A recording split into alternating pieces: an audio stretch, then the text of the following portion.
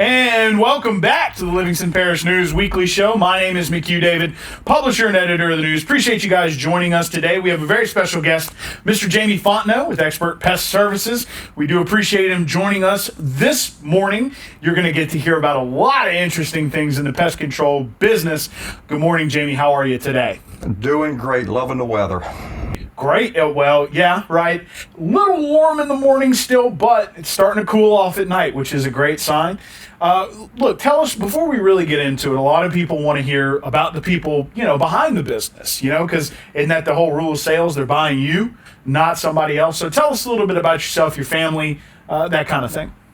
Well, I'm married. I have 4 daughters, Glenna, Kayla, Haley, and Raylynn. 2 grandkids, Bryce and Kimber, which Kimber will turn 2 Saturday. Congratulations. And so, how long have you been married? I've been married 10 years. Oh, congratulations on that, too. And so, when you're talking about business, how does the family factor into the business? Are you doing it for your family? Do they help you at all? Anything like that? They really don't help me, but anytime you in business, it's always for the family. Right.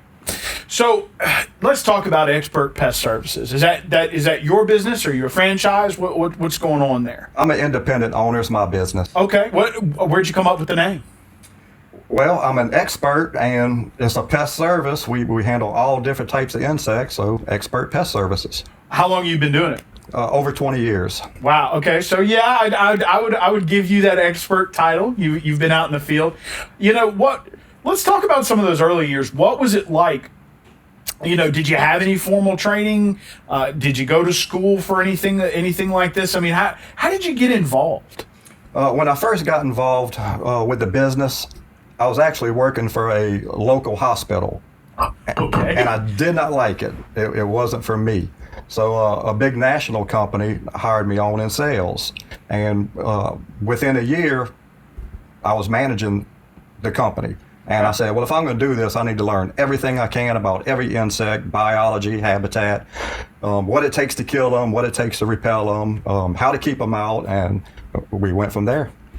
So, when you're in that sales position, okay, you didn't like the hospital, so I'm not going to ask you about that. But you're in that sales position. I mean, did you see yourself moving up as quickly as you did? I mean, did you want that, or did it happen naturally?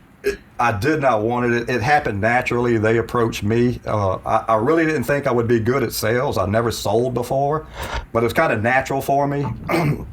Then I ended up working, taking over sales and service. So I really had the whole office. Okay. Then this is something that, it was my niche. I just found my passion. And your passion is pest services. Pest services, insects. So let's talk about that for just a second in terms of, they approached you, you become a manager. And it was not necessarily something you wanted. So what was that feeling coming into the office the first time, especially with some of those folks that, just the day before or just the week before, however that timeline worked out, might have been your co-workers? Well, you had to take a different approach, because I went from managing pests to managing people, and it was really 2 different things, because people's problems, your employees' problems, are actually your problems too. So it was a delicate situation, but most of them took it very well, and we rolled on with it. So from that experience, you actually had sales experience, you had management experience. Tell us how you took that and brought it forward into your own business. Everything came, I actually left that national company and went to work for a local company here, one of the bigger ones, and I ended up managing them for like 5 years. Okay. Then my wife said, look, you're doing everything, you're licensed for everything, just open your own office. So that's what we decided to do, and it's been going great. So, when you're going out on a sales call, and you're going, or a service call, where do you pull that information from that time? Like, you have that whole body of work.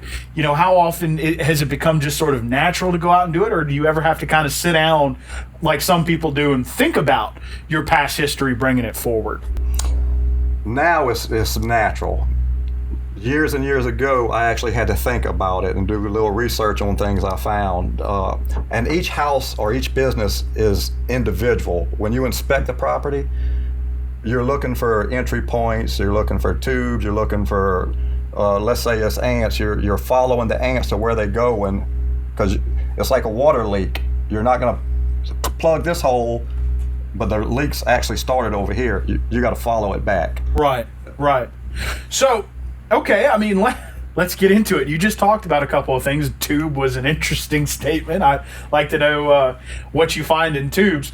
So, when you're talking about, let's talk about your first call as an independent owner.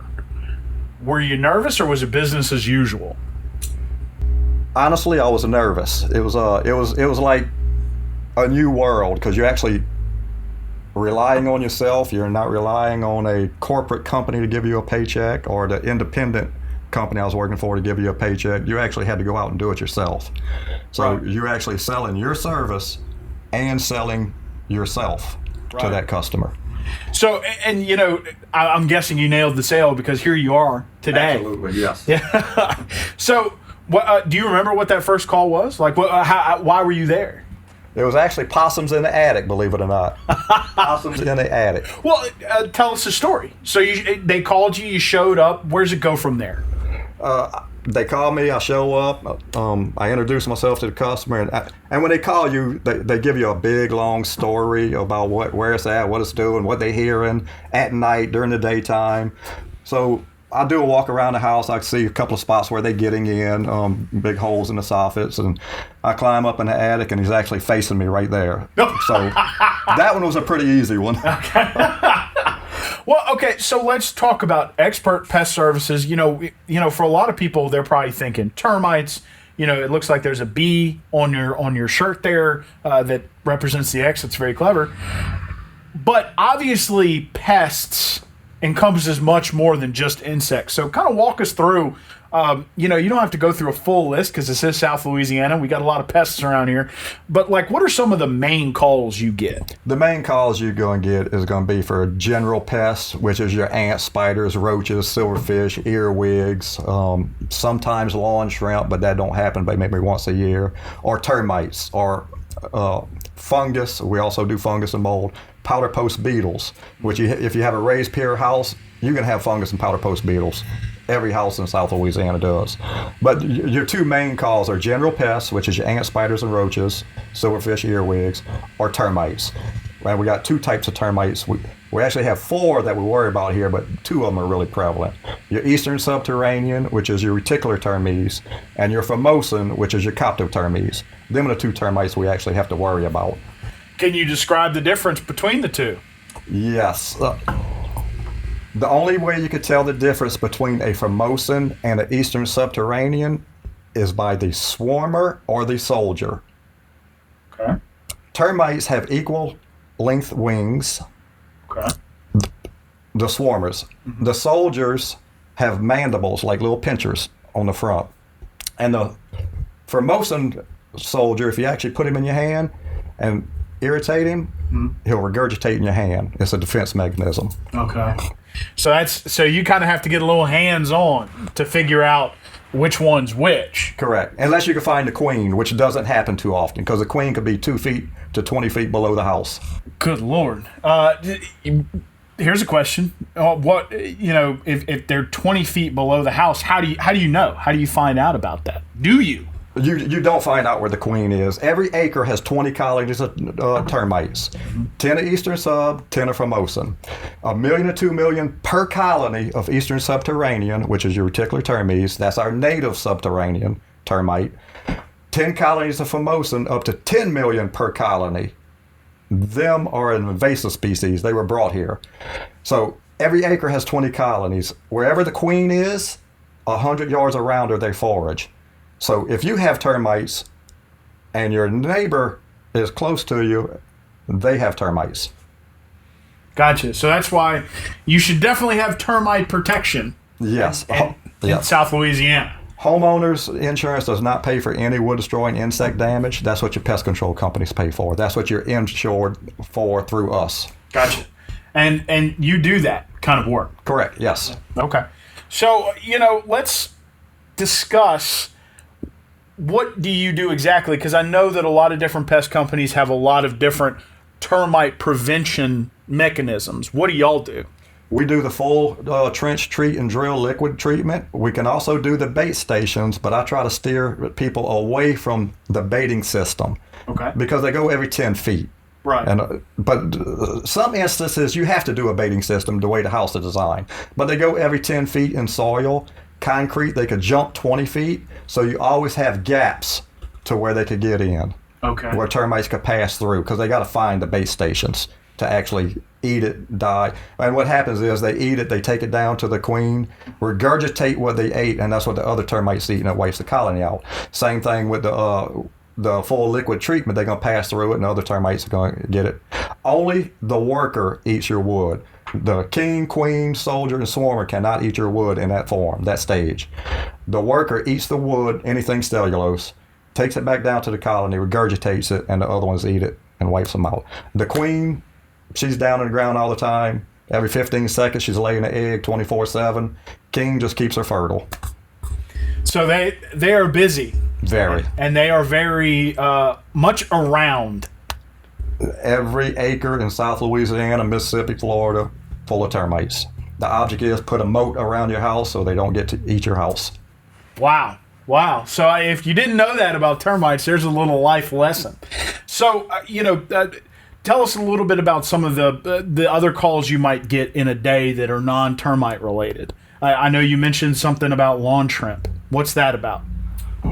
Lawn shrimp it looks just like a little shrimp, a little crustacean, about 1/4 inch long, maybe a little longer. They come out once a year. They're kind of copper colored, and if you look at them really close, they look just like a shrimp. You'll come home one day and see them all over your sidewalk or your driveway.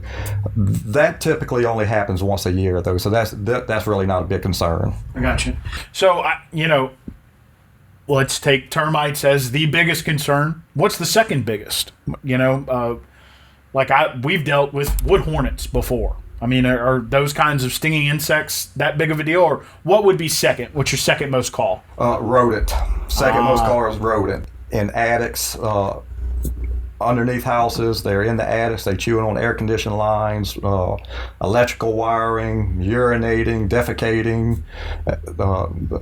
Rodents carry the hantavirus, which is not good, and you'll start seeing stains on your ceiling.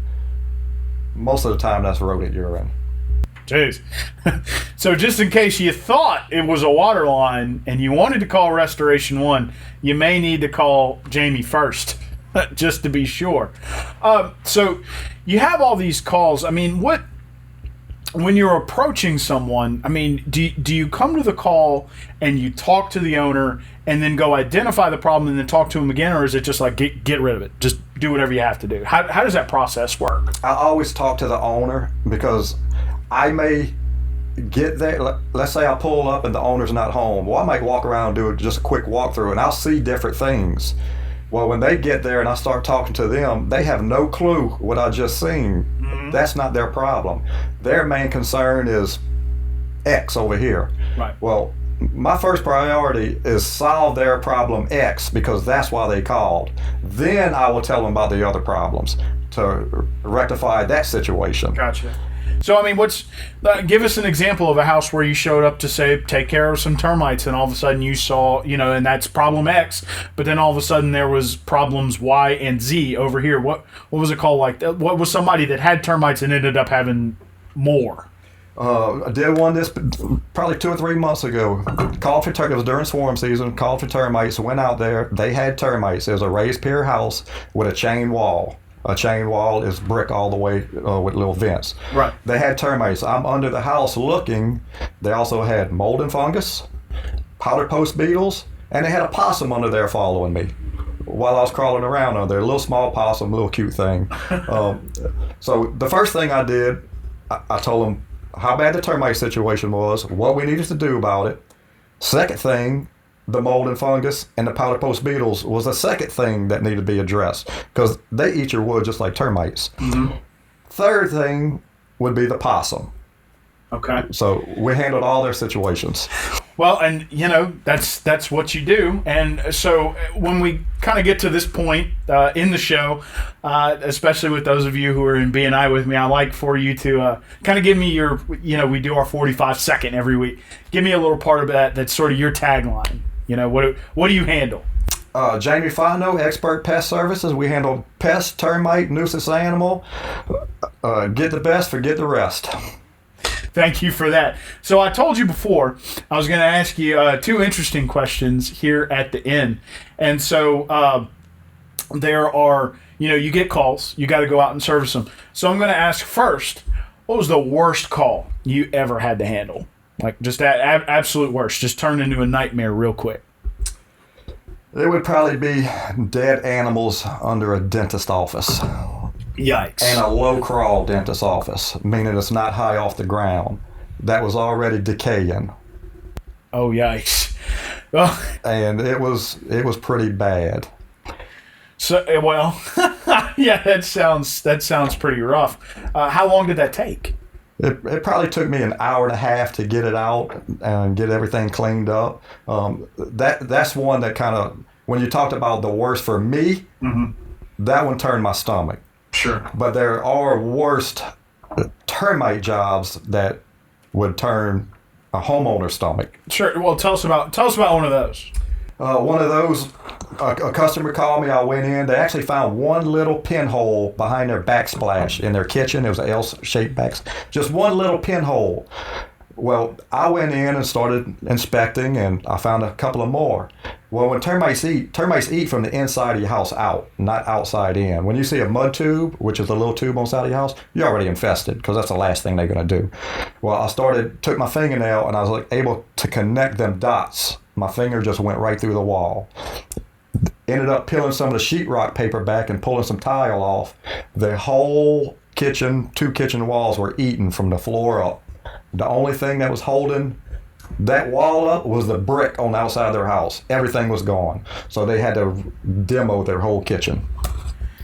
Jeez. So lesson learned, don't wait. Do not wait. And they were treated years ago, and they let it lapse. Okay.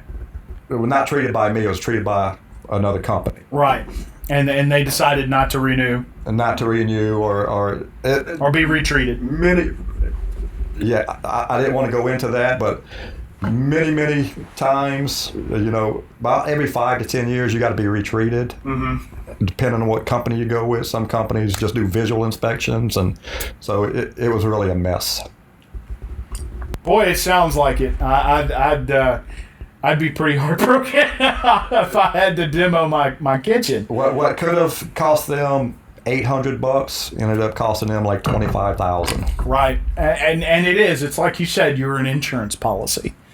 So the second question I told you I was going to ask is, what was the grossest job? And now I'm going to preface this question with, I looked at your Facebook page, and it was either a couple of days ago or at the end of last week, and you posted a picture of a black widow spider web, and I was like, oh no. Oh no, baby. So I mean, but that's me, right? So you do post, and I'm gonna get to that in a second. But you do post some interesting pictures.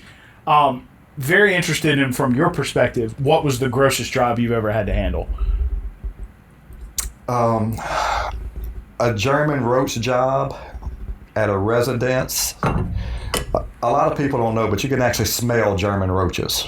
When you walk into a restaurant, a business, I actually went on a cruise one time and I smelled German roaches down my corridor. The customer called me, said and a lot of times customers will downplay their problem. You know it's a bad problem. If a customer calls you and they're saying they're everywhere, it's normally not that bad. A customer called me, they opened the door to introduce themselves, I smelled it. When I walked in, if there wasn't 10,000, there wasn't one. And I had to fumigate that one, which means the customer has to leave for 4 hours. And it was a job. You have to wear a respirator, Tyvek, the whole 9 yards. And it was just unkept. Trying to deal with it themselves, and it just got out of hand. Right.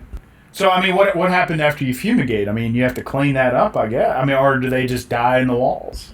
You do have to clean it. We use a HEPA vacuum, and the customer will have to clean because they will die for weeks and weeks after I'm gone, because the ones in the walls coming out and hit the pesticide, which affects the nervous system, and they'll wake up in the morning, and I'm sure a lot of people see this, they wake up in the morning and see a roach on their back.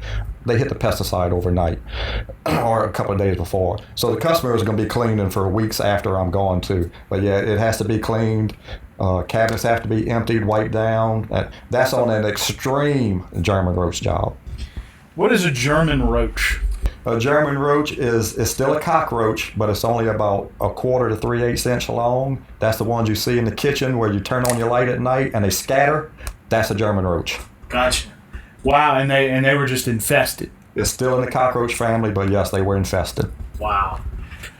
So yeah, on your Facebook page, and I'd invite people to like it. It is Expert Pest Services, correct? Correct. And it posts a lot of interesting pictures there. If you have a weak stomach, might not want to go like it. Skip some. But I would recommend you go like it because, as he said, he is your insurance to protect your home, because it's not just about them being pests. They can damage your home or damage your health. So, Mr. Fontenot, we do appreciate you joining us. I appreciate some of the stories. I don't think I'm going to eat for the rest of the day. But you have an important service here in Livingston Parish and in Louisiana. So tell us a little bit first about how people can get in contact with you, where they can find you, and where you serve. They could call me at 225-315-0097. They can email me, jamie@expertpestservices.com. Services is plural, or reach me on the web, www.expertpestservices.com. Service from Baton Rouge to Gonzales, St. Gabriel. We go right up to Hammond and right to Plaquemine. Okay. And a few last questions. Have you expanded? Do you have, it's not just you anymore. You have other techs and things? I have a couple of part-timers and a secretary. We fix them move on to full-time. Okay, well, congratulations on that. So remember that contact information. Please get in touch with Jamie. Protect yourself, protect your home. Appreciate you joining us again. Thank you, sir. He and I are in BNI together. You got to hear his 45-second. Give it to us one more time. Jamie Fontenot, Expert Pest Services. We handle pests, termite, nuisance animals, rodents.